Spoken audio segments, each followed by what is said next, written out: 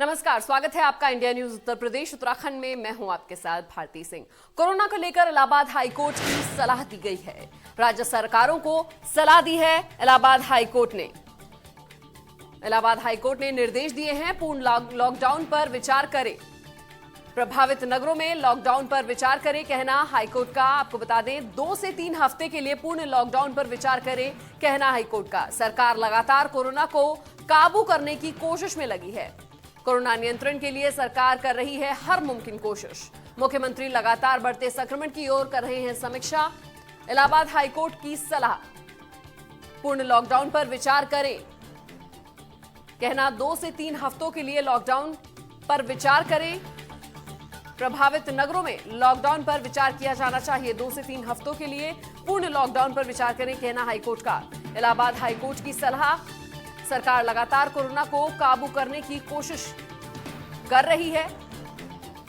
राज्य सरकार को इलाहाबाद हाईकोर्ट ने निर्देश दिए हैं। पूर्ण लॉकडाउन पर विचार करने के निर्देश दिए गए हैं। राज्य सरकार को इलाहाबाद हाईकोर्ट ने ये निर्देश दिए। 2 से 3 हफ्ते के लिए पूर्ण लॉकडाउन पर विचार करें, कहना हाईकोर्ट का। सरकार लगातार कोरोना को काबू करने की कोशिश में लगी हुई है, कहना हाईकोर्ट का। साथ ही इलाहाबाद हाईकोर्ट ने सलाह दी है कि पूर्ण लॉकडाउन के लिए एक बार विचार करे सरकार। राज्य सरकार को इलाहाबाद हाईकोर्ट के निर्देश।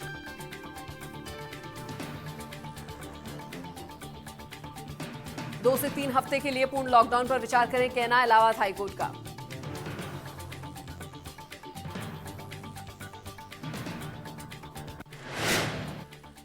और इसी खबर पर ज्यादा जानकारी के लिए हमारे साथ हमारे संवाददाता संदीप प्रयागराज से सीधा जुड़ गए हैं। सीधा उनका रुख कर लेते हैं। संदीप, क्या कुछ जानकारी आपके पास?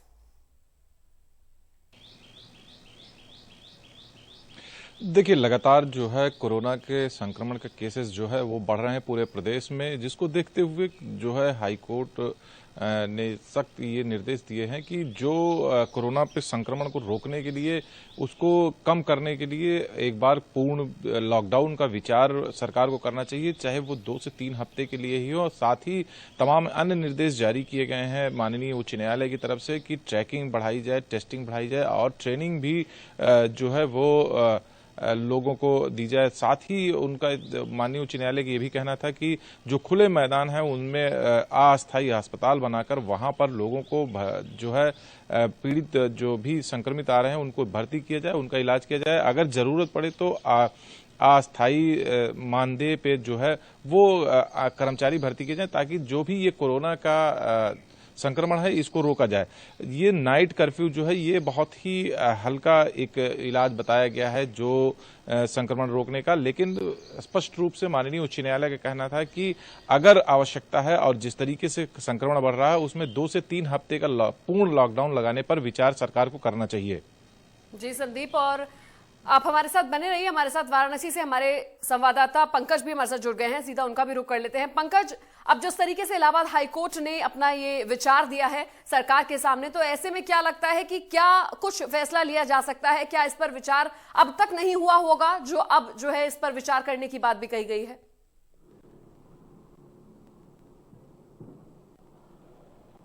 जी हाँ, बिल्कुल। इलाहाबाद हाईकोर्ट ने प्रदेश सरकार को निर्देश दिया कि इस पर आप विचार करिए, और वाकई विचार करने का समय आ गया है, क्योंकि जिस तरीके से संक्रमण के केस बढ़ रहे हैं, स्थिति बहुत भयावह होती जा रही है। और बात बनारस की करेंगे तो बनारस में पिछली जो दिनों, मतलब जो कल की जो 1376 केस आए थे, पॉजिटिव केस आए थे, और जो संक्रमण इतनी तेजी से बढ़ रहा है, 405 लोगों ने अब तक जान गंवा दी है।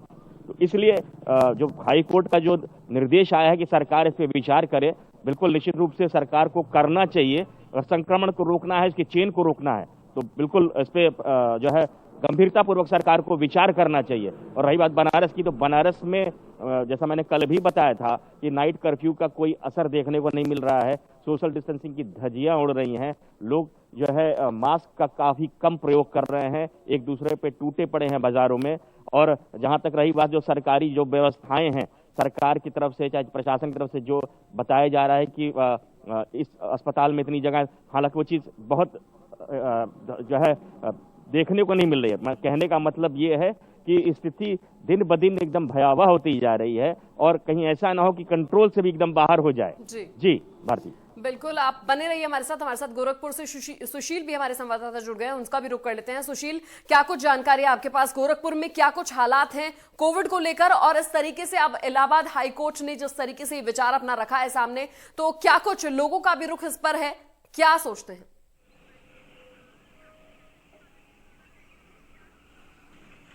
देखिए, बिल्कुल भारती, जिस तरीके से पिछली बार जब संक्रमितों की संख्या में इजाफा हो रहा था और लगातार संक्रमित मिल रहे थे, उसके बाद पीएम के साथ बैठक करने के बाद राज्य सरकारों ने अपने आप जो है अपने अपने जिलों में लॉकडाउन लगाना शुरू कर दिया था।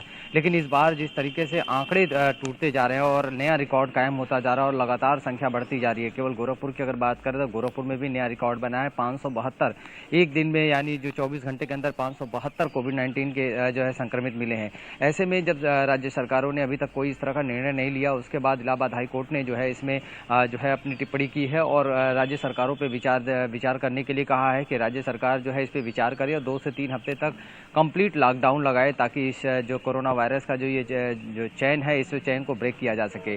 तो ऐसे में जब हाई कोर्ट ने जो इस पे टिप्पणी की है, उसके बाद राज्य सरकारों को मजबूरन कहीं ना कहीं इस पे विचार विमर्श करना पड़ेगा, क्योंकि जिस तरीके से कि एक आम आदमी हो या फिर एक खास आदमी हो, यानी मुख्यमंत्री के जो है विभाग में भी जो है वहाँ पे कार्यालय में 2 से 3 लोग जो है पॉजिटिव पाए गए हैं। उसके बाद सीएम योगी आदित्यनाथ ने भी अपने आप को आइसोलेट कर लिया है। तो आप समझ सकते हैं कि ये कोरोना वायरस किसी ऊंच नीच या छोटे और बड़े को नहीं देखता है, ये किसी व्यक्ति को भी अपने चपेट में ले सकता है। तो ऐसे में हमें खुद सतर्क रहने की जरूरत है और जिस तरीके से हाई कोर्ट ने टिप्पणी की है कि कहीं ना कहीं राज्य सरकार इस पर विचार करे और 2 से 3 हफ्ते का कंप्लीट लॉकडाउन लगाए, ताकि इस चैन को ब्रेक किया जा सके।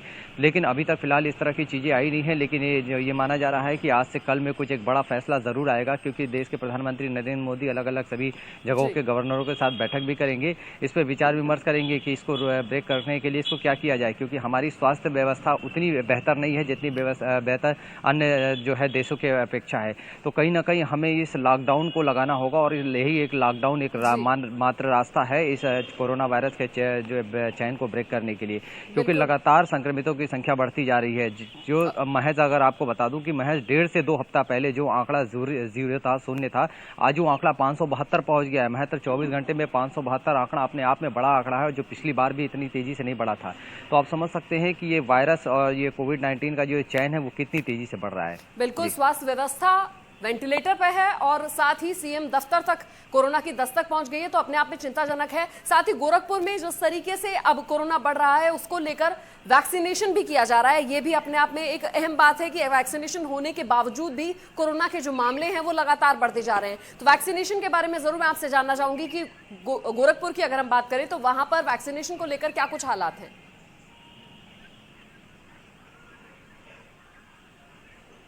देखिए, अब जो पहले लोगों को जो है प्रेषित किया जाता था, लोगों को रिक्वेस्ट किया जाता था कि आप आके वैक्सीनेशन करवाएं, लेकिन आज जब कोविड-19 का जो लगातार संक्रमण बढ़ रहा है तो अपने आप लोग जो है जिला अस्पताल और तमाम बूथों पे पहुंच रहे हैं वैक्सीनेशन कराने के लिए।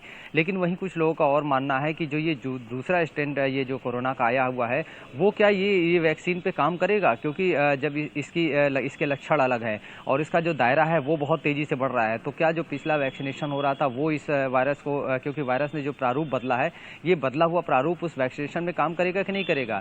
तो कुछ विशेषज्ञों की अगर बात करें तो इस वैक्सीनेशन लगाने के बाद भले ही कोविड हो जा रहा है, लेकिन मरने की जो डेथ की जो संख्या है वो 100% जो है कहीं ना कहीं सिक्योर है, इसमें मौत नहीं होगी।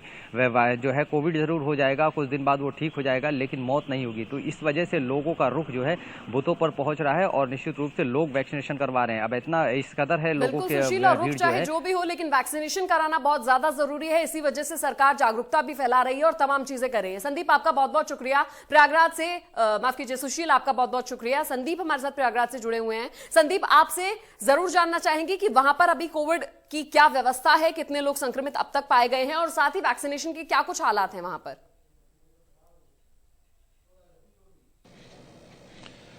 देखिए, प्रयागराज की अगर हम बात करें तो लगातार यहाँ पर जो संक्रमण की केसेस हैं वो लगातार बढ़ रहे हैं। अभी तक 1600 1700 इस तरीके थे। कल यहाँ की जो संक्रमण की संख्या है वो 2000 के आंकड़े को पार कर गई।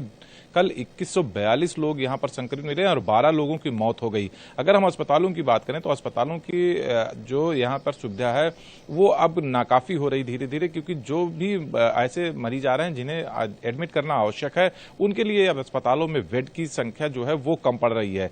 उसी को देखते हुए लगातार जो है यहाँ पर माननीय उच्च न्यायालय का भी रुख कड़ा हुआ और उन्होंने 19 तारीख को जो अगली सुनवाई होनी है उसमें डीएम प्रयागराज और मुख्य चिकित्सा अधिकारी प्रयागराज को भी व्यक्तिगत रूप से मौजूद रहने की बात कही है।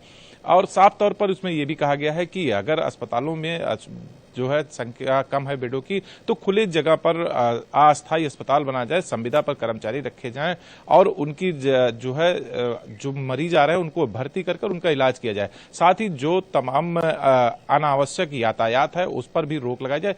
जो भी इस तरीके की चीजें हो सकती हैं जिससे इस कोरोना संक्रमण के चेन को तोड़ा जा सकता है और उसे रोका जा सकता है, उन तमाम व्यवस्थाओं को अतिशीघ्र जो है पूरा करने की विचार करने के लिए माननीय उच्च न्यायालय का भी आदेश है।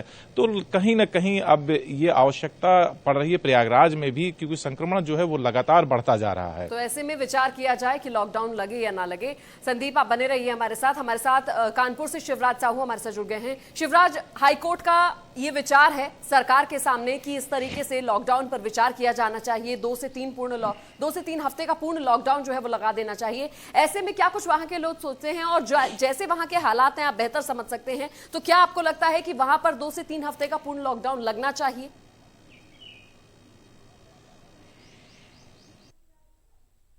आपको बता दूं, कानपुर की माहौल की बात किया तो जब से हाईकोर्ट का जो निर्देश आया है यूपी सरकार के लिए, जब लोगों के बीच में इस चर्चा का विषय है लॉकडाउन से, काफी लोग घबराए हुए हैं। क्योंकि पहले जब लॉकडाउन लगा था तो भी काफी लोगों को दिक्कतें हुई थी, आने से जाने और खाने से लेकर पीने तक हर प्रकार की समस्याएं सामने आई थी। तो कहीं ना कहीं लोगों के अंदर एक अजीब सा डर पैदा हो गया लॉकडाउन को लेके। और अगर मार्केट बाजार की बात की जाए तो लोगों के दिमाग में एक चीज आने लगी है, जमाखोरी और ब्लैक मार्केटिंग का जो बिजनेस करने वाले हैं वो लोग एक्टिव हो गए हैं इस खबर को देखने के बाद। क्योंकि लगातार पिछली बार जब लॉकडाउन हुआ था तो काफी चीजें ब्लैकिंग की गई थी और ब्लैक मार्केटिंग की गई थी। तो उसको देखते हुए कहीं ना कहीं ये जरूर एक चीज सामने आई है कि बाजारों में और मार्केट में लोग चीजों को स्टॉक करने लगे हैं, क्योंकि उनको लग रहा है कि लॉकडाउन लगने वाला है, ऐसे में ब्लैक मार्केटिंग करेंगे, इस चीजों का स्टॉक कर रहे हैं। आम जनता की बात की जाए तो एक डर पैदा हो गया है कि क्योंकि सभी जान रहे हैं लगातार कोरोना के पेशेंट बढ़ रहे हैं। कानपुर की बात की जाए तो पिछले 24 घंटे में तकरीबन 1200 से ऊपर के कोरोना पॉजिटिव पेशेंट आए हैं।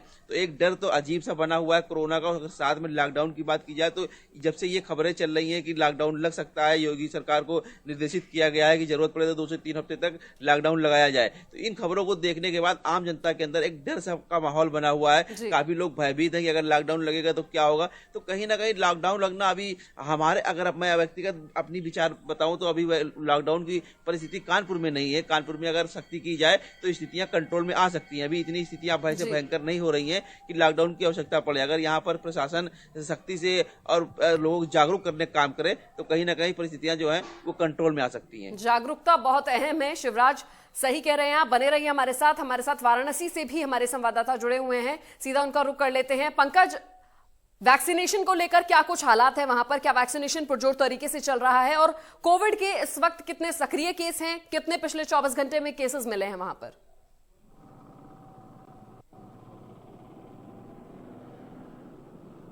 जी हाँ, बताना चाहूँगा आपको कि जो कोविड के सक्रिय केस हैं वो 8800 के आसपास हैं। जो कल तक का जो था वो 8800 के आसपास जो सक्रिय केस हैं। और रही बात वैक्सीनेशन की, तो वैक्सीनेशन तो चल रहा है पर बहुत शिकायतें भी आ रही हैं। कल जिलाधिकारी के जो उनका न्यूज़ जो अपना ग्रुप उन्होंने बनाया उस पर कई शिकायतें आई थी कि फला जगह वैक्सीनेशन पे जो अभी नहीं मिल रहा है या वैक्सीन खत्म हो गई है, इस तरीके की तमाम शिकायतें भी आई थी। हालांकि प्रशासन दावे कर रहा है कि नहीं, पूरी व्यवस्था है, चाक चौबंद व्यवस्था है, हर जगह है। लगभग 14 जगहों पे वैक्सीनेशन हो रहा है, जिसमें निजी और सरकारी जो चिकित्सालय हैं उनको लेके। तो प्रशासन तो दावे कर रहा है, पर मैंने जैसा पहले बताया ना कि जो चीजें हैं वो धरातल पे दिख नहीं रही हैं। वो चीजें जितना प्रशासन दावे कर रहा है या सरकार जो दावे कर रही है, और ज्यादा जागरूकता की जरूरत है। बिल्कुल सही बोल रहे हैं आप।